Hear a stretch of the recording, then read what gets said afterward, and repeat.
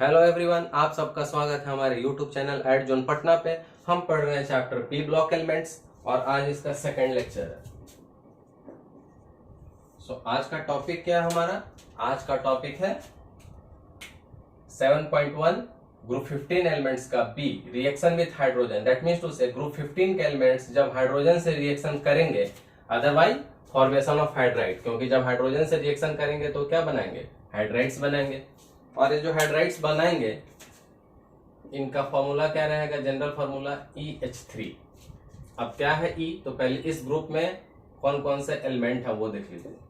Group 15 पढ़ रहे हैं हम, इसमें है nitrogen, phosphorus, arsenic, antimony, bismuth. इस E के जगह पे इस ग्रुप के मेंबर्स जाएंगे one by one. Suppose for nitrogen NH3, PH3, ASH3 and so on. That means to say उस फॉर्मेट का यूज करके सब्स्टिट्यूशन करके हम हाइड्राइड्स पहले बना लेंगे और फिर पढ़ेंगे उसके बारे में। तो आज का टॉपिक क्या रहा? 7.1b, that is the hydrides.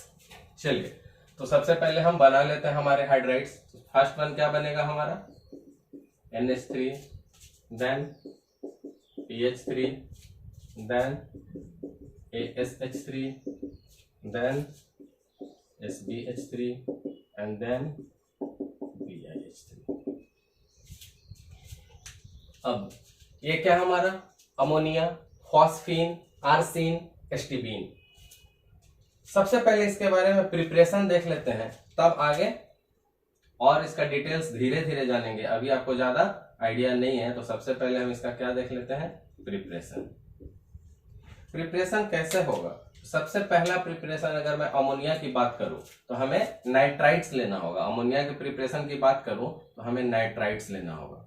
Nitrites क्या होता है? Mg3N2 मैग्नीशियम का, और इसमें वाटर डाल देंगे। वाटर कैसे डिसोसिएट होगा? H+ and OH-।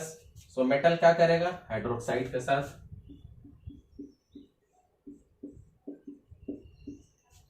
OH- इसका चला गया तो H+ किसके साथ रहेगा? नाइट्रोजन के साथ। तो हमने क्या बना लिया? अमोनिया बना लिया। देखिए ध्यान से। नाउ अगर बैलेंसिंग फैक्टर की बात की जाए, तो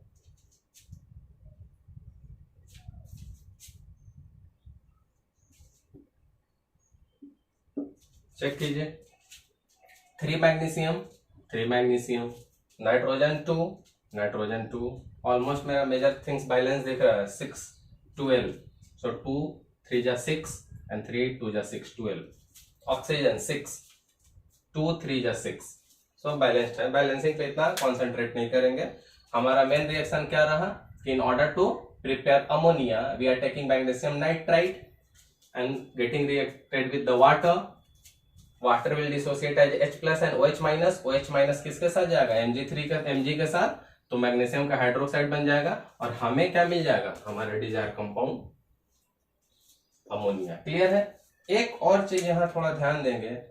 मैग्नीशियम नाइट्राइड जो होता है वो बहुत ही टफ होता है, पर इसका यूज आगे जब हम क्वेश्चन कराएंगे वहां इसका यूज करेंगे। ये काइंड ऑफ कैल्शियम, स्ट्रोंटियम की तरह बहुत ज्यादा हीटिंग करने पे भी जल्दी डिकम्पोज नहीं होता है, पर इस पॉइंट का यूज करेंगे हम जेई के क्वेश्चन को करने के लिए, इसलिए मैंने यहाँ पे आपको रिमाइंड कर दिया।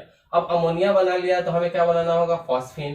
तो बस यहाँ ध्यान दीजिए, अमोनिया बनाने के लिए हमने नाइट्राइट लिया, तो फॉस्फीन बनाने के लिए क्या लेंगे? फॉस्फाइड ले लेंगे। समझ में आया? यहीं से आइडिया चल जाएगा। जब अमोनिया बनाने के लिए मेटल के नाइट्राइट्स लिए थे, तो फॉस्फीन बनाने के लिए इसका भी रिएक्शन किससे करेंगे? वाटर से। सेम कॉन्सेप्ट यूज कीजिए। वाटर कैसे टूटेगा? H+ and OH-। So OH- किसके साथ चले जाएगा? कैल्शियम के साथ। और क्या दे देगा हमको?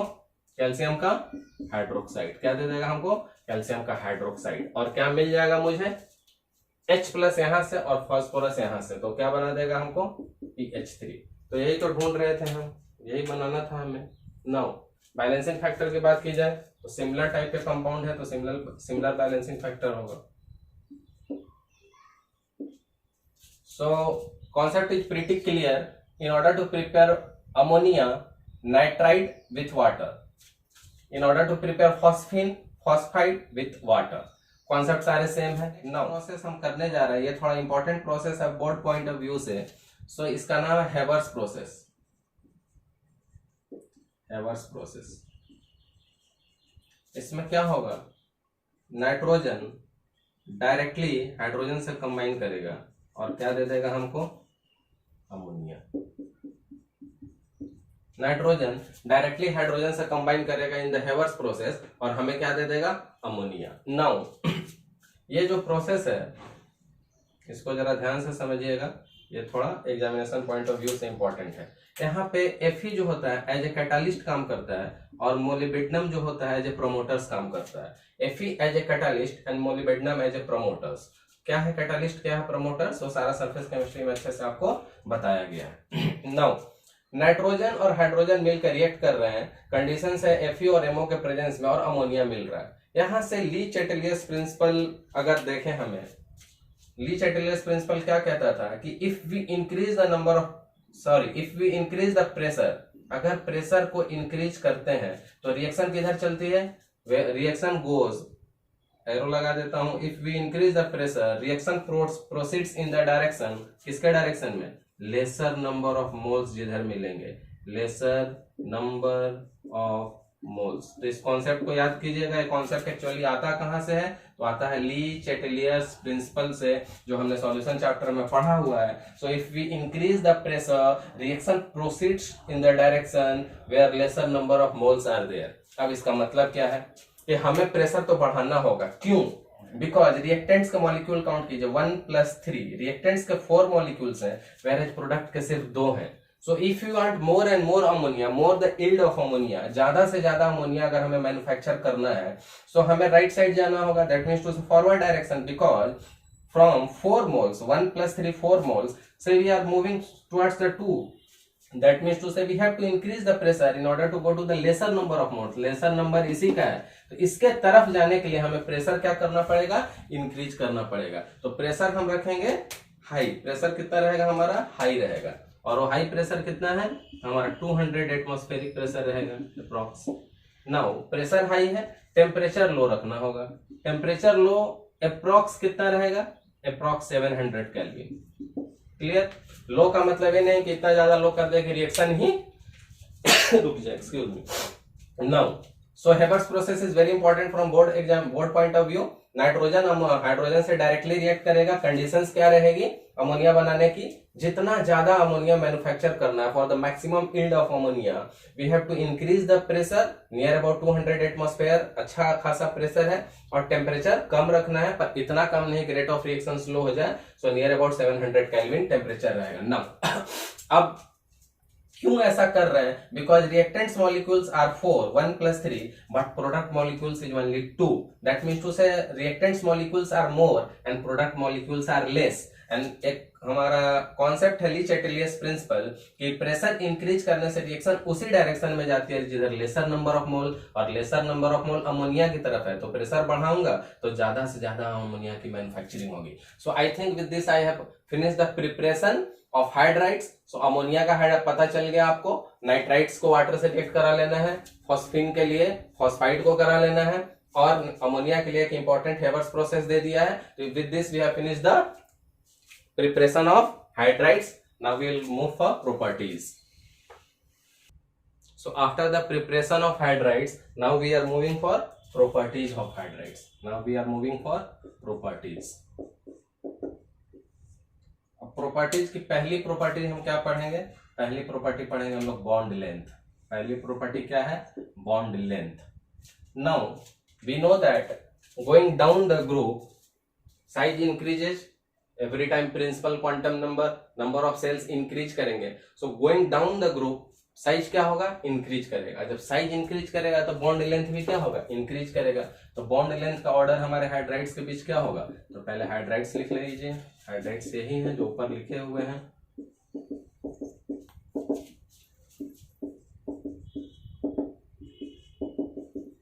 सो going down the group size increases, so obvious सी बात है कि बॉन्ड लेंथ भी इंक्रीज करते जाएगा।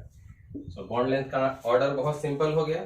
Next order bond energy, next order bond energy. अब कंफ्यूज नहीं होइएगा, फर्स्ट टाइम अभी इनऑर्गेनिक में है तो मैं बता देता हूं। Bond energy actually it is the bond dissociation energy. Bond energy is actually bond dissociation energy, that means to से किसी पार्टिकुलर बॉन्ड को तोड़ने के लिए how much energy is required. किसी भी पार्टिकुलर बॉन्ड को तोड़ने के लिए how much energy is required, तो ये है हमारा बॉन्ड एनर्जी। तो अब इन हाइड्राइड्स के बॉन्ड एनर्जी का ऑर्डर कैसा रहेगा? इन हाइड्राइड्स के बॉन्ड एनर्जी का ऑर्डर कैसा रहेगा? तो बहुत सिंपल सी बात है, जो हाइड्राइड मजबूत होंगे उनको तोड़ने में ज्यादा एनर्जी लगेगी, जो हाइड्राइड मजबूत होंगे उनको तोड़ने में ज्यादा एनर्जी लगेगी, और वो हाइड्राइड मजबूत होंगे जिनकी साइज छोटी है। छोटी चीजें इन जनरल ज्यादा मजबूत होती हैं बड़ी चीजों से, तो बॉन्ड लेंथ सबसे कम इसका, तो मजबूती स्टेबिलिटी सबसे ज्यादा इसकी, और सबसे ज्यादा ये मजबूत, तो सबसे ज्यादा एनर्जी इसके बॉन्ड को तोड़ने में लगेगी। क्लियर? आई गेस यहां से आपका कॉन्सेप्ट क्लियर हो गया है। समझिए फिर से, bond length going down the group, size increases, so bond length also keep on increasing down the group. Bond length बढ़ते जाएगा, छोटी थोड़ा और बड़ा और बड़ा और बड़ा और बड़ा, तो जितना बड़ा होते जाएगा स्टेबिलिटी कम होती जाएगी, दैट मीन्स टू से stability increases in this direction, और जो सबसे ज्यादा स्टेबल है उसको तोड़ने के लिए सबसे ज्यादा एनर्जी देनी होगी, so that's why bond energy keep on decreasing down the group. So I hope ये दोनों कॉन्सेप्ट आपको बहुत अच्छे से क्लियर हो गए होंगे। तो कौन कौन से प्रॉपर्टीज पढ़ा हमने, मैं यहाँ एक नोट बनाऊंगा ताकि फाइनली आपको कंफ्यूजन नहीं रहे, क्योंकि बोर्ड से मैं बार बार रब करूंगा। तो पहला हमने क्या पढ़ा? First properties bond length. पहला प्रॉपर्टी हमने क्या पढ़ा? Bond length. सेकंड प्रॉपर्टी क्या पढ़ा हमने? बॉन्ड एनर्जी, यानी बॉन्ड डिसोसिएशन एनर्जी। अब इसको रब करेंगे और मूव करेंगे अपने नेक्स्ट प्रॉपर्टीज पे। So after the properties bond length and bond energy, that means to say bond dissociation energy, अब हम लोग डिस्कस करेंगे next property, that is bond angle. That is bond angle. Bond angle hydrides के बीच में जानना है हमको, तो पहले हाइड्राइड्स क्या है लिख लेते हैं। हमारा NH3 PH3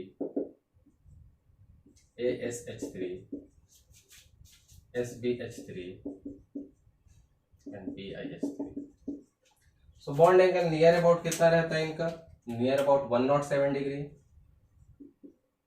इसका 94, 93, 92, 91 अप्रोक्स में 1 डिग्री हाफ डिग्री आगे पीछे हो सकता है। अब बॉन्ड एंगल पे अगर आप ध्यान दीजिए तो it is keep on decreasing. Bond angle is keep on decreasing. क्यों? तो अगर इसको समझाने के लिए मैं आपको 3 मेथड दूंगा।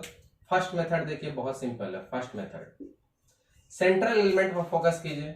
Central element nitrogen, phosphorus, arsenic, antimony, bismuth, जो हमारा ग्रुप जिसपे हम पढ़ रहे हैं। सेंट्रल मेटल के अगर इलेक्ट्रोनेगेटिविटी की बात की जाए, सेंट्रल मेटल के इलेक्ट्रोनेगेटिविटी की बात की जाए तो किसकी इलेक्ट्रोनेगेटिविटी ज्यादा है? नाइट्रोजन की। क्यों? क्योंकि पीरियोडिक टेबल में सबसे टॉप इलेक्ट्रोनेगेटिविटी किसकी होती है? फ्लोरीन की। और सेकेंड रैंक पे ऑक्सीजन, और नाइट्रोजन उसी का पड़ोसी है। तो इन लोगों की इलेक्ट्रोनेगेटिविटी, फ्लोरीन की at top, oxygen at second rank, और इन दोनों का नेबर है नाइट्रोजन। सो ऑब्वियस सी बात है कि नाइट्रोजन की इलेक्ट्रोनेगेटिविटी इन लोगों से बेटर रहेगी। इलेक्ट्रोनेगेटिविटी बेटर रहने से क्या फायदा होगा ये समझिए। ये हमारा नाइट्रोजन, ये तीनों हाइड्रोजन इसके NH3 के, और नाइट्रोजन से नीचे जाएंगे तो फास्फोरस। हर बॉन्ड पे 2-2 इलेक्ट्रॉन्स होंगे, बॉन्ड पेयर। हर बॉन्ड में बॉन्ड 2 इलेक्ट्रॉन से ही मिलकर बनते हैं। जिसकी इलेक्ट्रोनेगेटिविटी ज्यादा होगी वो बॉन्ड पेयर इलेक्ट्रॉन्स को अपनी तरफ पुल करेगा। तो इलेक्ट्रोनेगेटिविटी किसकी ज्यादा है? नाइट्रोजन की। We can clearly see that the electronegativity of nitrogen is greater than electronegativity of, in this case phosphorus सबसे ही अच्छी है। तो सबसे ज्यादा इलेक्ट्रोनेगेटिविटी नाइट्रोजन की होने से हमें क्या फायदा होगा? अब क्या फायदा होगा कि मोर इलेक्ट्रोनेगेटिविटी होने से इन दोनों इलेक्ट्रॉन को अपनी तरफ खींचेगा। ध्यान से देखिएगा, क्योंकि इलेक्ट्रोनेगेटिविटी का मतलब होता है बॉन्डेड पेयर इलेक्ट्रॉन्स को पुल करना। तो जो इलेक्ट्रॉन ये दोनों अभी दूर दूर है, दोनों खींच के कहां जाएंगे? नाइट्रोजन के बिल्कुल पास में। देखिए क्या हो जाएगा, जो दूर दूर है वो खींच के बिल्कुल कहां चले जाएंगे? पास में। जब पास में आएंगे तो पास में आने से सिमिलर चार्जेस इलेक्ट्रॉन रिपेल करने लगेंगे, पास में आएंगे तो सिमिलर चार्जेस इलेक्ट्रॉन रिपेल करने लगेंगे। अभी दूर दूर थे इन जनरल, दूर दूर मतलब अपने फिक्स डिस्टेंस पे जहां रहना चाहिए था नॉमिनल थे, but due to the more electronegativity of the nitrogen, nitrogen is trying to pull the bonded pair of electrons towards itself, और अपनी तरफ जब इसको खींचेगा तो ये लोग ऊपर आएंगे, और ऊपर आने के बाद इन सारे इलेक्ट्रॉन्स में डिस्टेंस कम हो जाएगा और सिमिलर चार्जेस हैं तो सिमिलर चार्जेस रिपेल करेंगे, और उस रिपल्सन से बचने के लिए ये दूर दूर जाएंगे और बॉन्ड एंगल बढ़ जाएगा। क्लियर है? क्लियर है या नहीं है? सो इलेक्ट्रोनेगेटिविटी का क्या लिख सकते हैं कि more repulsion between bond pair, more repulsion between bond pair, और इससे क्या होगा? बॉन्ड एंगल मोर, बॉन्ड एंगल मोर। अब इस कॉन्सेप्ट को एक बार और क्लियर कर दूं, क्योंकि अभी स्टार्ट किया हमने नया नया इनऑर्गेनिक, सो बहुत सारे बच्चों को अभी कंफ्यूजन होगा। यही टाइम है आपके कॉन्सेप्ट को बिल्ड करने का, फाउंडेशन का, और इसके बाद ये कॉन्सेप्ट हर जगह अप्लाई कर सकते हैं। So we are discussing about the bond angle of hydrides. Bond angle कितना है? अमोनिया का 107, फॉस्फीन 94, आर्सिन 93, एसटीबी 92, 91 अप्रॉक्स है, 1-2 डिग्री आगे पीछे से ऐसा कुछ फर्क नहीं पड़ेगा। नाउ फर्स्ट मेथड में डिस्कस कर रहा हूं इलेक्ट्रोनेगेटिविटी के मेथड से कि क्यों ये बॉन्ड एंगल डिक्रीज किया। सो इलेक्ट्रोनेगेटिविटी ऑफ सेंट्रल एलिमेंट देखा जाए तो नाइट्रोजन का सबसे ज्यादा है। जितना ज्यादा इलेक्ट्रोनेगेटिविटी होगा उतने अपने बॉन्डेड इलेक्ट्रॉन्स को अपनी तरफ खींचेगा, तो सबसे ज्यादा जोर से नाइट्रोजन खींचेगा, because the electronegativity of nitrogen is greater then the electronegativity of rest all, but phosphor, अभी फॉस्फीन की बात कर रहे हैं तो फॉस्फोरस से। सो इसने अपने इलेक्ट्रॉन्स को ज्यादा पास पास बुला लिया विथ रेस्पेक्ट टू फॉस्फोरस। पास पास आने से क्या हो गया कि ये जो इलेक्ट्रॉन पास पास ऊपर खींच के आए, तो जो पहले थोड़े दूर थे अब पास पास हो गए, और पास पास होने से क्या होगा? सिमिलर चार्जेस, सब इलेक्ट्रॉन्स हैं, सिमिलर चार्जेस रिपेल करेंगे। सो ज्यादा रिपेल करेंगे तो ज्यादा दूर जाएगा, और ज्यादा दूर जाएगा तो बॉन्ड एंगल बढ़ेगा। सो दैट्स व्हाई नाइट्रोजन का बॉन्ड एंगल ज्यादा है और फॉस्फीन का कम, और स्लोली डिक्रीज करते जा रहा है। तो इसीलिए मैंने उसका कॉन्सेप्ट क्या लिख दिया? More the repulsion between bond pair, bond pair के electrons, more the repulsion between bond pair, repulsion होगा तो बचने के लिए लोग दूर जाएंगे, तो बॉन्ड एंगल मोर हो जाएगा। दैट्स व्हाई अमोनिया का बॉन्ड एंगल मोर है और फॉस्फीन का कम, और स्लोली कम होते जा रहा है। So this is the first method जिससे हमने डिस्कस किया कि बॉन्ड एंगल क्यों कम है। इसको रब करेंगे और सेकंड मेथड डिस्कस करेंगे। So after method 1 now I am going to discuss same thing with method 2। Method 1 हमारा इलेक्ट्रोनेगेटिविटी का था, मेथड 2 रहेगा हमारा valence shell electron pair repulsion theory से, जो हमने 11th में पढ़ा हुआ है, पर मैं अभी आपको बताऊंगा, घबराना नहीं है। Valence shell electron pair repulsion theory कहता क्या है? तो valence shell electron pair repulsion theory कहता है कि सेंट्रल जो एलिमेंट है उस पर कैसा रिपल्सन होगा उसके बारे में बताता है। तो सबसे ज्यादा रिपल्सन होता है लोन पेयर और लोन पेयर में, जो रिपल्सन होगा उसका एक्सटेंट मैक्सिमम होता है। Loan pair and bond pair में जो रिपल्सन होता है वो मॉडरेट एक्सटेंट पे होता है, और बॉन्ड पेयर का जो रिपल्सन होगा वो मिनिमम होगा, मतलब उसको ज्यादा ध्यान देने की जरूरत नहीं है। तो इन शॉर्ट आपके लिए यही है valence shell electron pair repulsion theory, VSEPR theory. Now अब इसको अप्लाई कहाँ करना है हमें? अमोनिया और फॉस्फीन में, क्योंकि जो इन दोनों के बीच डिक्रीजिंग अगर आ गया तो सब स्लोली डिक्रीज करते जाएंगे। तो देखिए पहले अमोनिया बना लेते हैं,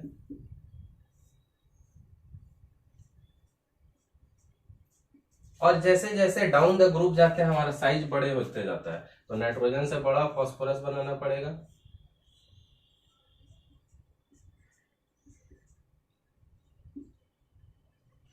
नो, अब वीएसपीआर थ्योरी क्या कह रहा है कि पहले हमें ढूंढना है लोन पेयर रिपल्सन। क्या है हमारे पास 2 लोन पेयर है? नहीं है, तो ये तो ऐसे भी रूल्ड आउट हो गया, ये वाला हमारा केस नहीं है। Now is there is lone pair bond pair? Yes, we have the lone pair and bond pair. Lone pair from the top and bond pair, तो हर बॉन्ड में बॉन्ड पेयर है, हर बॉन्ड में बॉन्ड पेयर है। Clear? Lone pair at top, bond pair, हर bond में bond pair है। सो अब इनके बीच के रिपल्सन की बात चलेगी, जो कि ठीक ठाक है, मॉडरेट सा है, मैक्सिमम नहीं है। So we don't have this condition, we don't have any 2 lone pair set, तो ये कंडीशन रूल्ड आउट करते हैं। We are moving for lone pair and lone bond pair. Now lone pair bond pair, lone pair bond pair, यानी कि lone pair और bond pair में जो repulsion, central element पे जो रिपल्सन हो रही है, valence shell electron pair repulsion, central metal element पे जो रिपल्सन हो रहा है वो ठीक ठाक है, तो कोई भी आदमी अपने रिपल्सन से बचना चाहेगा, क्योंकि रिपल्सन होने से क्या होगा, उसके स्टेबिलिटी पर असर पड़ेगा। तो इस रिपल्सन, देखिए ध्यान से मैं कौन से रिपल्सन की बात कर रहा हूँ, this loan pair and bond pair के बीच की रिपल्सन, ये वाला, ये क्या हमारा, मैं इसको रिपल्सन कहता हूँ, अभी समझिएगा, कंफ्यूजन नहीं हो इसलिए रिपल्सन। तो रिपल्सन ज्यादा कहां पे होगा, रिपल्सन ज्यादा कहां पे होगा, ध्यान से देखिए, अमोनिया का साइज छोटा, फास्फोरस का साइज बड़ा, बल्कि लोगों के लिए ज्यादा रिपल्सन होगा। तो ज्यादा रिपल्सन होगा तो ये ज्यादा, इस रिपल्सन से बचने के लिए हाइड्रोजन विल कम क्लोजर।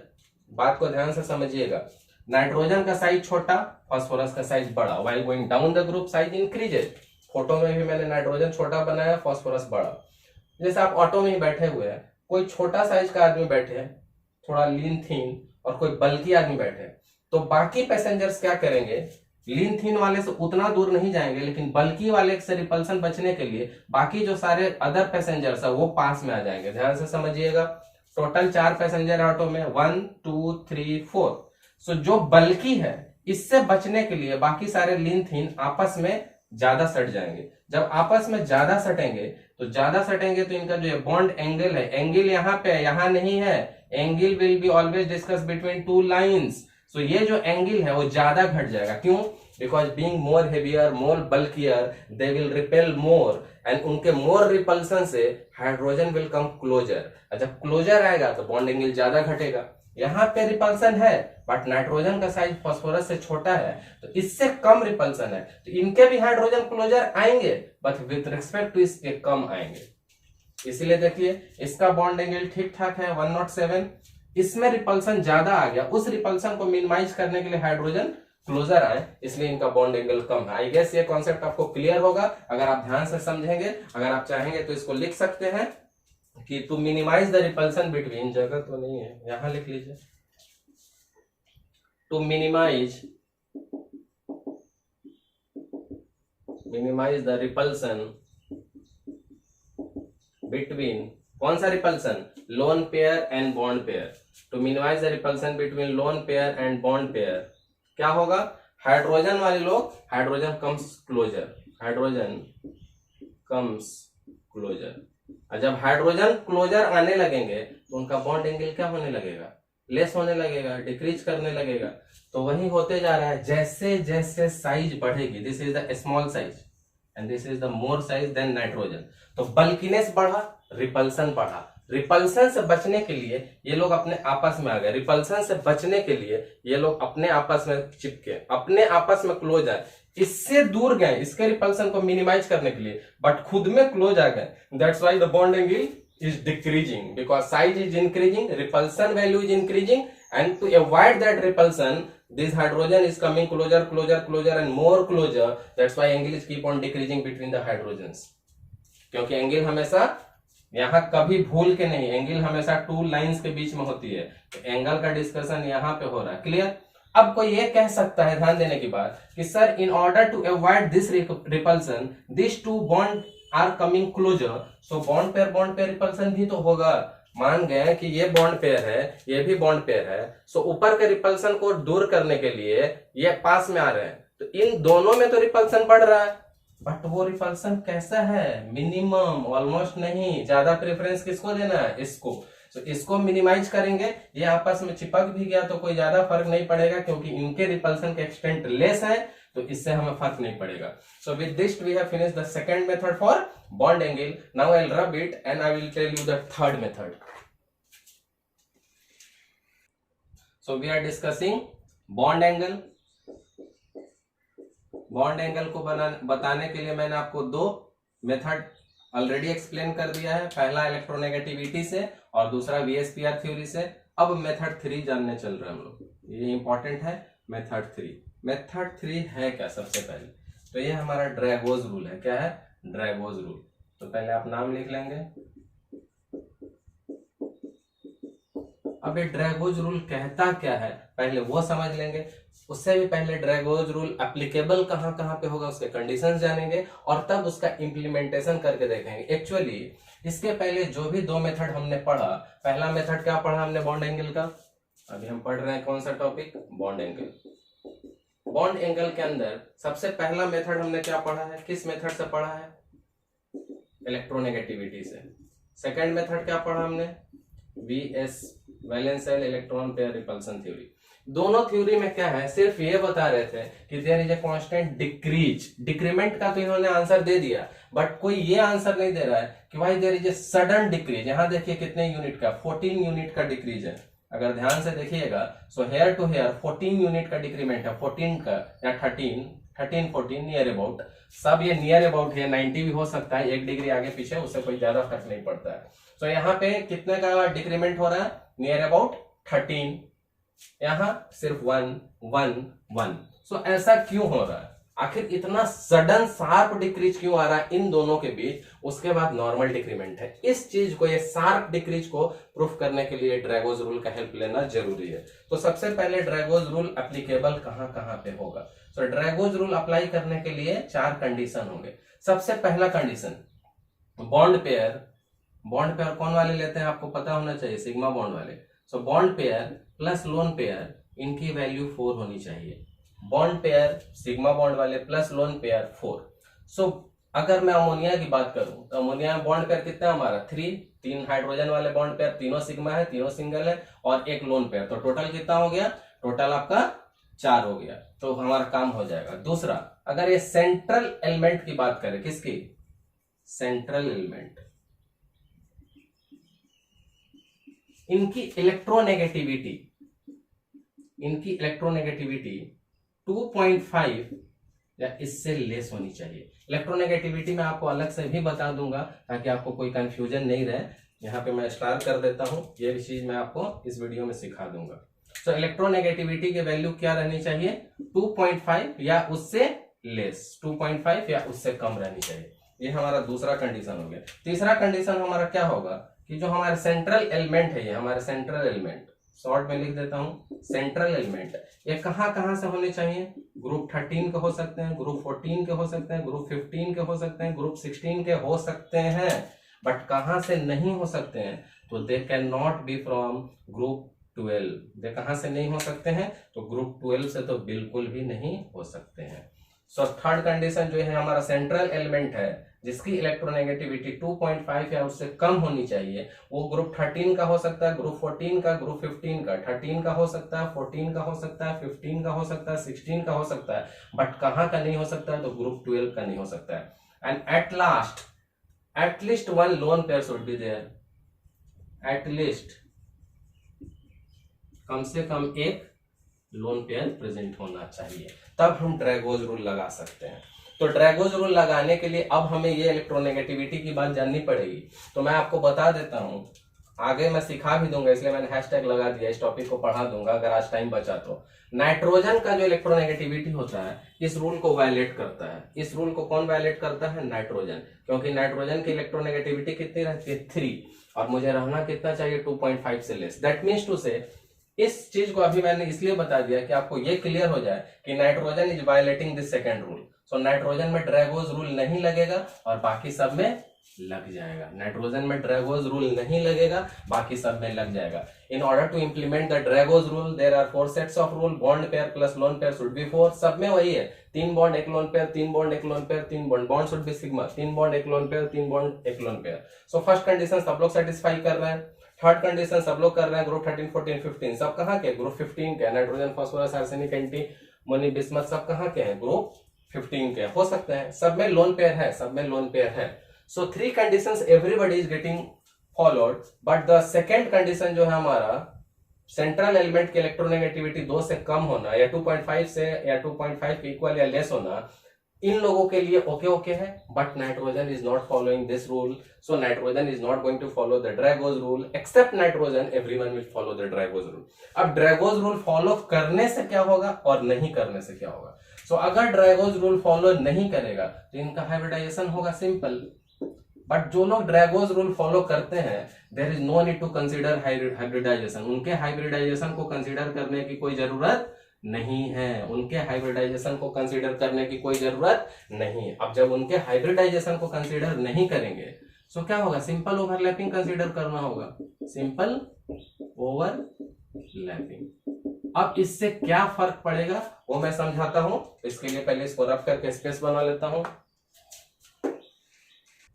अब मैंने क्या बोला कि जो ड्रैगोज रूल फॉलो नहीं करेंगे, क्योंकि अमोनिया के नाइट्रोजन के सेंट्रल एलिमेंट की इलेक्ट्रोनेगेटिविटी मोर देन 2.5 थी, तो जो लोग ड्रैगोज रूल नहीं फॉलो करेंगे उनका हाइब्रिडाइजेशन तो हम कंसीडर करेंगे, लेकिन जो लोग ड्रैगोज रूल के अंडर में आ जाएंगे उनमें हाइब्रिडाइजेशन कंसीडर करने की जरूरत नहीं है। Rather we are going for the simple overlapping.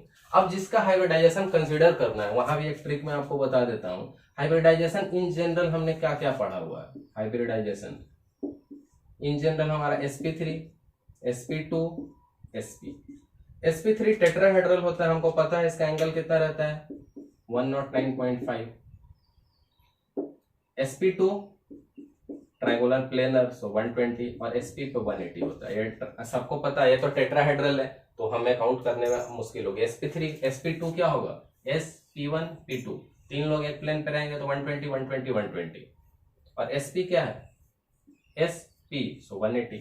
So angle का तीन सेट है। अब मैं क्यों ऐसा कह रहा हूं, इसलिए कह रहा हूं कि यहाँ पे एक चीज आपको फायदा होगा। इस एंगल को उठाइए 107 को और कंपेयर कीजिए, सो नियर अबाउट दिस एंगल है, दैट मीन्स टू से क्या हाइब्रिडाइजेशन होगा इसका। बात को समझिएगा, मैंने उल्टा चला हुआ है, आंसर लेकर क्वेश्चन पे पहुंचा हूं।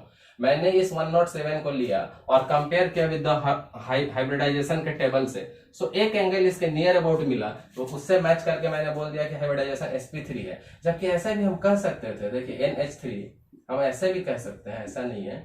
स्टेरिक नंबर क्या होगा इसका 1 2 3 एंड 4, तीन bond pair and one loan pair, so total 4 और 4 का हाइब्रिडाइजेशन क्या होगा sp3 ही होगा। क्लियर है। बट ध्यान देना होगा ये लोन पेयर इसको इसका शेप बदलेगा, पर वो बात की बात है। अभी sp3 होगा, मैंने क्लियर कर दिया है। अब ध्यान दीजिए कि जब इसका हाइब्रिडाइजेशन होगा sp3 तो इसका s कैरेक्टर क्या होगा, sp3 होगा तो इसका s कैरेक्टर क्या होगा, ध्यान देंगे तो 1s एंड 3p टोटल 4, सो 4 में out of 4 1s, so out of 1/4s, so out of 100 25%। So s character कितना हो गया, ध्यान से समझिएगा, s1p3 1 + 3 4, out of 4 s is only 1, so out of 1/4, out of 100 25%। So s character कितना हो गया यहाँ पे 25%। इन सब चीजों को देखिए कितने अच्छे से हम लोग यूज करने वाले हैं। तो यहाँ पे s कैरेक्टर कितना आया हमारा 25% s कैरेक्टर। नाउ इन लोगों में तो सिंपल ओवरलैपिंग है। आप इस एंगल को उठाइए, सब लोग नियर अबाउट 90 है, क्या कोई ऐसा एंगल मिल रहा है जिससे हाइब्रिडाइजेशन हो, तो इससे भी तो कह सकते हैं। ड्रैगोज रूल उतना दूर जाने की जरूरत नहीं, इसलिए मैंने उल्टा सिखाया। Take this angles and compare with the table, you will not find anything near about 90. That means to say they are not going under hybridization, so we are not considering hybridization in this case, rather we are going for simple overlapping. अब simple overlapping का क्या मतलब होगा, simple overlapping तो उनके axis के according ही होगी, X axis Y axis Z axis, और एक्सिसेस के बीच में एंगल कितना होते हैं म्यूचुअली परपेंडिकुलर। सारे एक्सिस कैसे रहते हैं X Y Z, but all are mutually perpendicular. सारे एक्सिस के बीच में 90 90 90 का एंगल होता है। तो ये जो भी ओवरलैपिंग करेंगे simple overlapping along their axis, so सब एंगल ही 90 है, इसलिए सब लोग कहां कहां पे एंगल दिख रहे हैं नियर अबाउट 90 90 90 90। सो अब आपको क्लियर हो गया होगा why there is a drastic decrease, because they are around the this one but they are about the 90. क्यों 90? because they are undergoing the simple overlapping. simple overlapping का मतलब एक्सिस के according, और सारे एक्सिस के बीच में 90 डिग्री का एक्स वाई से वाई जेड के दे आर म्यूचुअली परपेंडिकुलर होते हैं। तो 90 पे ओवरलैपिंग होगी तो सब लोग नियर अबाउट 90 है। तो यहां से ये कॉन्सेप्ट आपका आई गेस क्लियर हो जाता है। बट अभी भी हमें एस कैरेक्टर निकालना, और क्यों निकालना मैं आपको आगे बताऊंगा। सो एस कैरेक्टर इसका निकालेंगे कि इसके जो ऑर्बिट्स के ओवरलैपिंग हो रहे हैं एक्सिस पे, उसमें कितना s कंट्रीब्यूट कर रहा है। तो इसका एक फॉर्मूला होता है cos theta equal to s by s minus 1, यही s कैरेक्टर हमें निकालना है। सो cos थीटा, सपोज मैं फॉस्फीन की बात कर रहा हूं, किसकी बात कर रहा हूं फॉस्फीन की। सो फॉस्फीन का थीटा कितना है 94, so cos 94 degree equal to s by s minus 1। cos 94 कितना होता है minus 0.0691 I guess, minus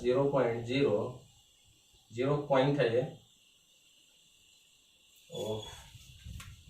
minus 0.0691, और जब यहां से सिंप्लीफाई कर लेंगे तो s कितना आ जाएगा हमारा 6% आ जाएगा।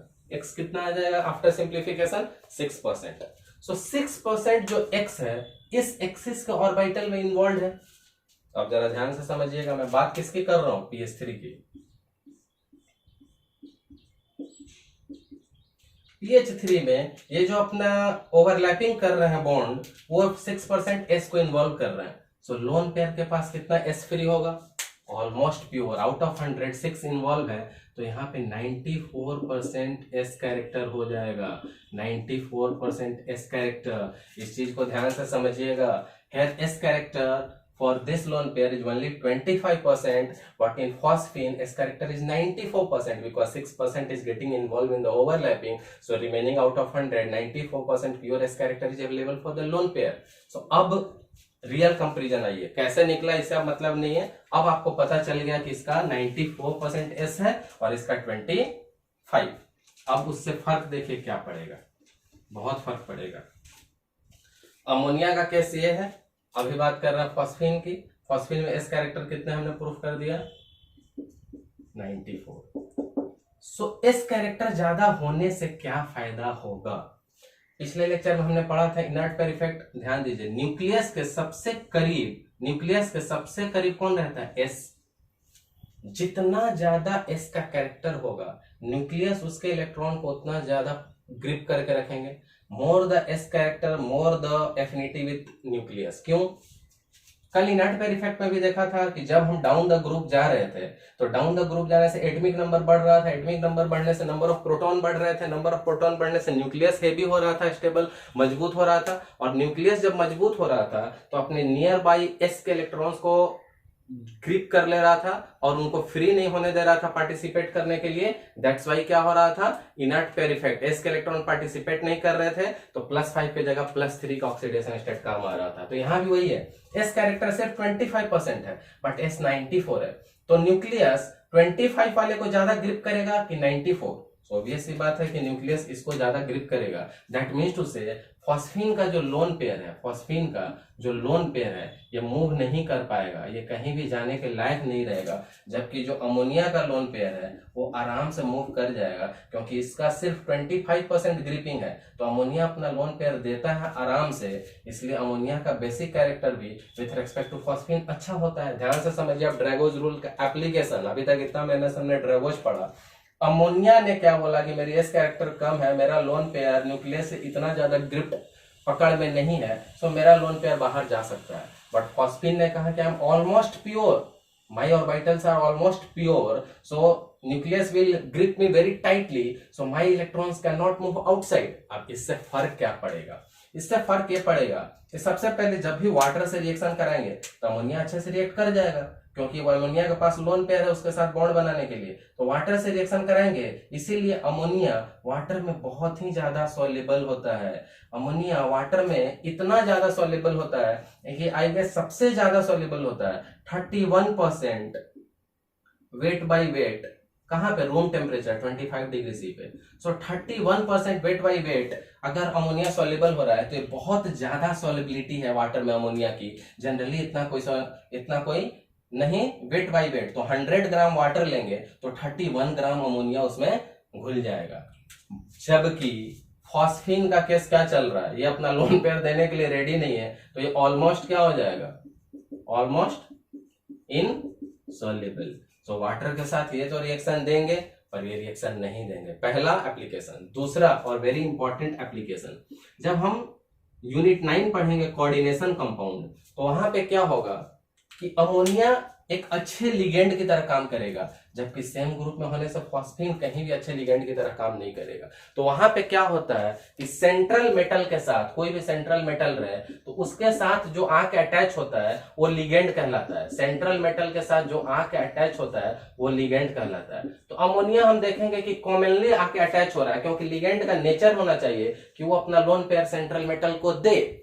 अमोनिया अपने लोन पेयर को इजीली दे देता है, इसलिए ammonia is behaving as a good ligand. Ammonia strong ligand है सॉरी।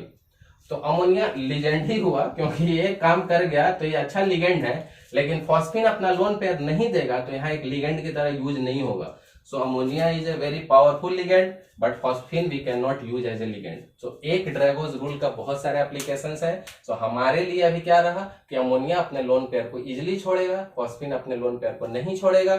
सो अमोनिया वाटर में अच्छा सॉल्युबल होगा, फॉस्फीन वाटर में सॉल्युबल नहीं होगा. अमोनिया का वाटर से रिएक्शन होगा, फॉस्फीन का वाटर से रिएक्शन नहीं होगा. Ammonia as a good ligand काम करेगा कोऑर्डिनेशन केमिस्ट्री में, because they can donate their lone pair to the central metal. This is a condition to being a ligand, but phosphine will not donate their lone pair. So being in the same group, same type, everything same, phosphine will not behave as a ligand. So with this we have finished the third method also. Now we will move further. So पहले मैं इसको रब करूं और फिर आपको समझाऊं. So bond angle का हमने थर्ड मेथड भी देख लिया है. थर्ड मेथड हमने क्या देखा था? ड्रैगोज रूल. ड्रैगोज रूल. नाउ अब इसका एप्लीकेशन क्या है? अभी फाइनली ड्रैगोज रूल के लास्ट में मैंने आपको क्या बोला कि अमोनिया अपना लोन पेयर आसानी से दे देगा, इसलिए वाटर में सॉल्युबल हो जाएगा. ये PH3 अपना लोन पेयर नहीं देगा, वाटर में सॉल्युबल नहीं होगा. तो एक रिएक्शन देखते हैं अमोनिया का डाइल्यूट HCl से, डाइल्यूट एसिड से. सो अमोनिया तो रिएक्शन दे देगा डाइल्यूट एसिड से. क्या दे देगा? NH3 NH4Cl. सॉरी, बट अगर यही कंडीशन अमोनिया की जगह मैं फॉस्फीन के साथ कराऊं तो क्या फॉस्फीन डाइल्यूट HCl के साथ रिएक्शन देगा?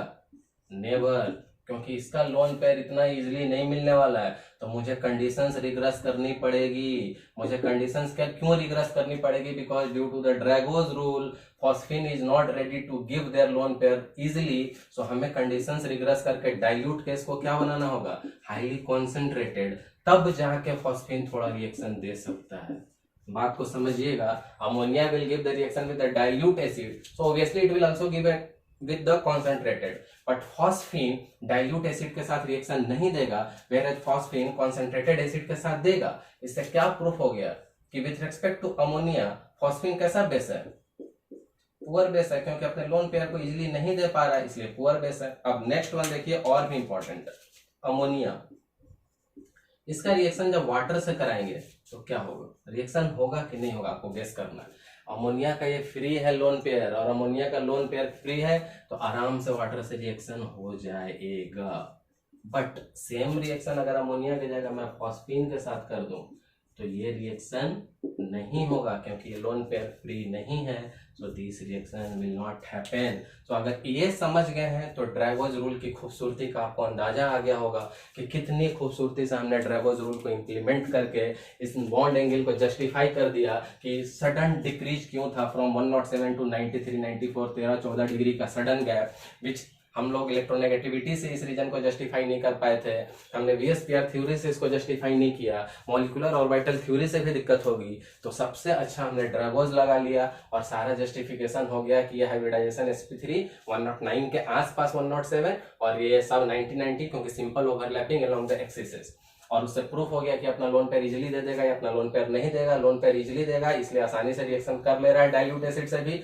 ये इजीली नहीं दे रहा है तो डाइल्यूट एसिड से कोई रिएक्शन नहीं होगा. कंडीशंस रिवर्स करने पे रिएक्शंस होंगे. वाटर के साथ में अमोनिया इजीली रिएक्ट करेगा. Lone pair is free to bond, but phosphine नहीं करेगा. Clear? Now I will rub it and we will move further.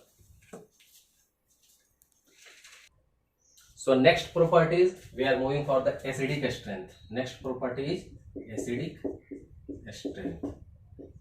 Acidic strength के लिए, किसके लिए? हाइड्राइड्स के लिए एक सुपर ट्रिक्स आपको याद रखनी पड़ेगी और ये बहुत जगह काम आने वाला है, इसीलिए मैं इसका नाम सुपर ट्रिक दे रहा हूँ. तो एसिडिक स्ट्रेंथ जब भी हाइड्राइड के केस की बात हो, कहाँ पे? हर जगह नहीं लगा देना है, इनऑर्गेनिक है. जब हाइड्राइड्स की बात होगी तो क्या करेंगे हम सुपर ट्रिक्स में?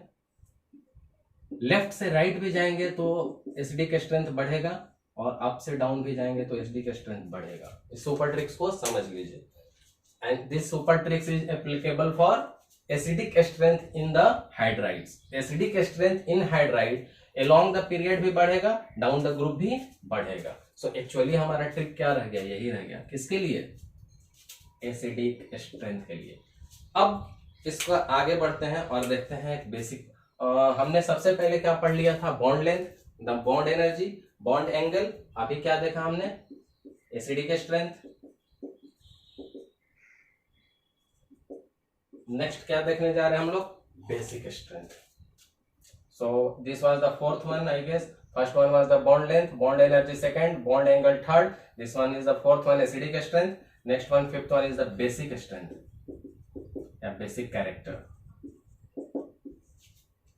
किसके लिए? हमारे हाइड्राइड्स के लिए, क्योंकि आज का हमारा टॉपिक क्या है? हाइड्राइड ही है. Ammonia, PH3, ASH3, SbH3 and BiH3. अब ध्यान दीजिएगा, पहले तो ये लोग बेस क्यों है? क्योंकि इनके पास लोन पेयर है. लोन पेयर देंगे तो बेस कहलाएंगे. सबसे पहले बेस है. दूसरी बात, जो जितनी इजीली लोन पेयर को डोनेट करेगा उतना अच्छा बेस. जो जितना इजीली लोन पेयर को डोनेट करेगा उतना अच्छा बेस. बट उस चीज पे जाने के पहले, उस कंसेप्ट से पहले मैं सुपर ट्रिक का यूज कर लूंगा. Acidic strength going down the group increases. Acidic strength going down the group increases. So basic strength क्या हो जाएगा? Decreases. This is the use of the super trick. फिर से एक बार समझिए. Acidic strength while going down the group increases. While going down the group increases. But here we are talking about the basic strength. So it will decrease. उल्टा, instead of increase, basic strength will decrease. Now, अब इसको justify करने के लिए क्या करेंगे? Lone pair होने से बेस नहीं होगा, लोन पेयर देने से. जो जितने अच्छे से लोन पेयर देगा. ध्यान से देखिए, फिर से वही कॉन्सेप्ट बार बार मैं आपको लेके आता हूं साइज पे. नाइट्रोजन का साइज छोटा, फास्फोरस का उससे बड़ा, आर्सेनिक का उससे बड़ा, एंटीमोनी का उससे बड़ा और बिस्मथ का उससे भी बड़ा.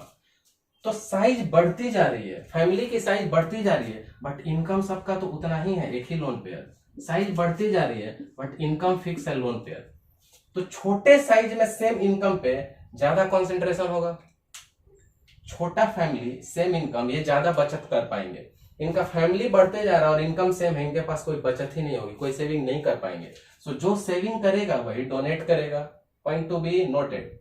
जो सेविंग करेंगे वही डोनेट करेंगे. तो साइज छोटा है, ये अपना उतने में खा भी लेंगे, बचा भी लेंगे, तो ये लोन पेयर को डोनेट कर सकते हैं. और जो लोन पेयर को अच्छे से डोनेट करेगा अच्छा बेस होगा. That's why ammonia is the better base than this peoples. पहला बात, अगर वहां से डाउट हो तो समझिए. जैसे 1 लीटर पानी, 2 लीटर पानी, 3 लीटर पानी, 4 लीटर, 5 लीटर, पानी बढ़ते जा रहा है बट चीनी उतना ही है सबके पास. तो स्वीटनेस का कॉन्सेंट्रेशन किसके पास ज्यादा होगा? 1 litre water, 2 litre, 3 litre, 4 litre, 5 litre, but चीनी सब में यही एक एक चम्मच डाला है मैंने. तो मिठास, स्वीटनेस का कॉन्सेंट्रेशन किसके पास ज्यादा होगा? जिसके पास पानी कम होगा. और जिसमें मिठास ज्यादा होगी वही दूसरे को मिठास देगा. तो जिसमें लोन पेयर ज्यादा होगी वही दूसरे को डोनेट करेगा, वो अच्छा बेस कहलाएगा. तो इन शॉर्ट क्या लिख सकते हैं कि नाइट्रोजन के स्मॉल होने से, नाइट्रोजन का साइज स्मॉल होने से लोन पेयर का कॉन्सेंट्रेशन मोर हो गया. और जब कॉन्सेंट्रेशन मोर हो गया तो उसकी डोनेटिंग पावर भी इन लोगों से मोर हो जाएगी. और जब डोनेटिंग पावर मोर हो गई तो अच्छा, डोनेटिंग पावर मोर हो गई तो बेस भी ज्यादा अच्छा हो गया, बेस भी बेटर हो गया. किन लोगों से? इन लोगों से बेटर हो गया अमोनिया. तो बेसिक स्ट्रेंथ का भी रूल हमने क्लियर कर लिया है. तो हमने फिफ्थ प्रॉपर्टीज क्या की? बेसिक स्ट्रेंथ, जिसको दो तरह से जस्टिफाई कर दिया मैंने. एक हमारा सुपर ट्रिक का यूज करके और दूसरा हमने कॉन्सेंट्रेशन ऑफ लोन पेयर से. So more smaller the area, more the concentration of lone pair, and more the concentration of lone pair, more they can donate, and more they can donate, more better their base. Clear? Now will rub it and will move further. So we have done the basic strength. इसके बाद हमारा next property क्या है? Thermal stability, sixth one.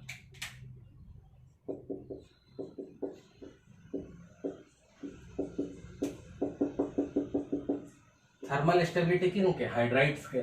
सीधी सी बात है, जैसे we go down the group size increases. Size increase करेगा तो स्टेबिलिटी क्या होगी? आप गेस कर सकते हैं. साइज इंक्रीज करेगा तो स्टेबिलिटी घटेगी. ये पॉइंट तो मैंने आपको यहाँ भी बता दिया है बॉन्ड डिसोसिएशन एनर्जी में. तो NH3, PH3, ASH3, SbH3 and BiH3. So as we go down the group, size increases and stability decreases. So सबसे छोटा वाला सबसे ज्यादा मजबूत और सबसे बड़ा वाला सबसे कम मजबूत. The next one. So thermal stability यहाँ नोट डाउन कर लेता हूँ. 6 point thermal stability. Now we are moving for 7th point. 7th point क्या है हमारा? Reducing character. Reducing character. Reducing character भी किसका? बात तो हाइड्राइड्स की हो रही है, तो पहले हाइड्राइड्स लिख लें. NH3, PH3, ASH3, SbH3 and BiH3। Reducing character की बात हो रही है, तो रिडक्शन होने के लिए हाइड्रोजन को यहाँ से निकलना पड़ेगा, क्योंकि रिडक्शन होने के लिए कहीं जाके जुटना पड़ेगा। तो हाइड्रोजन कहाँ आसानी से निकलेगा, यहाँ की यहाँ की यहाँ की यहाँ की यहाँ।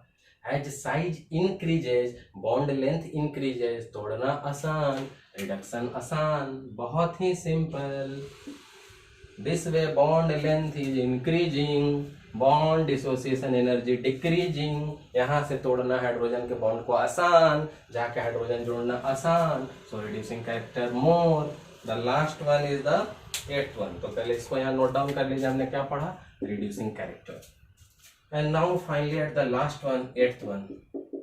लास्ट वन हमारा क्या टॉपिक रहेगा, boiling point and melting point. So ये तो मैं आपको बार बार कहता हूँ कि मेल्टिंग पॉइंट के ट्रेंड्स को पढ़ना थोड़ा टफ है रेदर देन बॉइलिंग, क्योंकि बॉइलिंग में मैंने बार बार बोला है कि बॉइलिंग पॉइंट का ट्रेंड क्या है, इन जनरल मॉलिक्यूलर मास बढ़ेगा, बॉइलिंग पॉइंट बढ़ेगा। For example half litre milk 1.5 to 2.5, जितना क्वांटिटी मॉलिक्यूलर मास बढ़ते जाएगा, साइज बढ़ते जाएगा, बॉइलिंग पॉइंट बढ़ते जाएगा। उनको उबालने में ज्यादा टाइम, ज्यादा गैस लगाना पड़ेगा।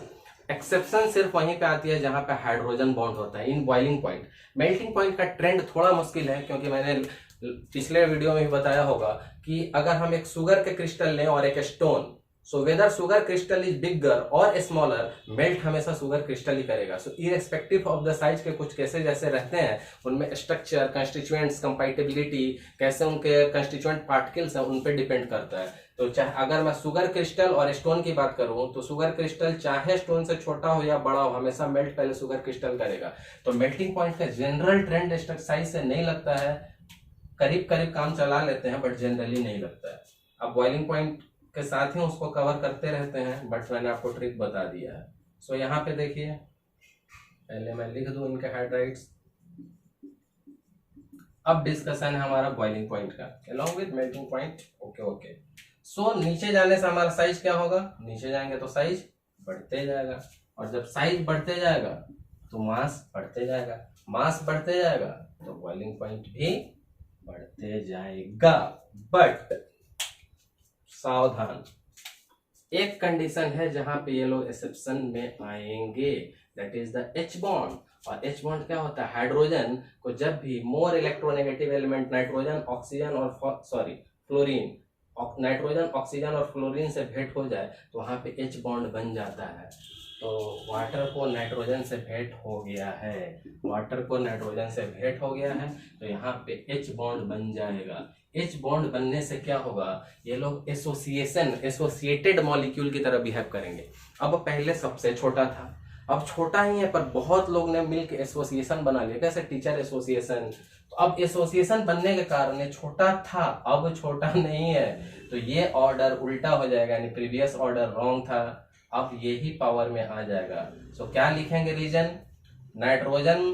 अमोनिया H बॉन्डिंग के कारण exist as an associated molecule, associated molecule की तरह एग्जिस्ट करेगा। कितना भी छोटे लोग होंगे, जब बहुत सारे छोटे लोग एक साथ एसोसिएशन बना लेंगे तो ये पावर में आ जाएगा, तो इसकी बॉइलिंग पॉइंट सबसे ज्यादा। सो जो पहले ट्रेंड हमने लिखा था वो गलत था, वो इन जनरल ट्रेंड था जब तक ये रूल एप्लीकेबल नहीं होता।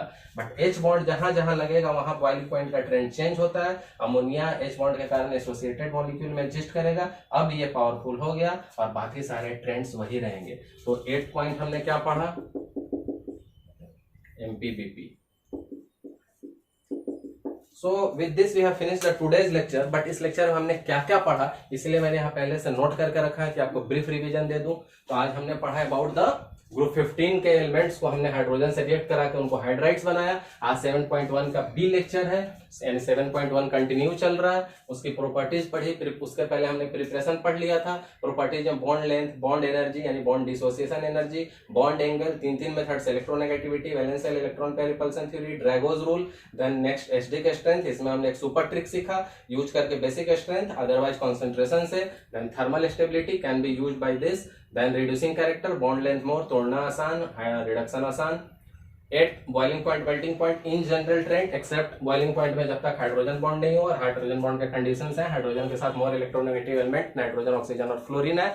सो with this lecture we have finished the today's lecture. आप अच्छे से पढ़ते रहिए, जल्दी मिलते हैं अपने नेक्स्ट लेक्चर में, that is the 7.1C। Until then, take care, bye bye.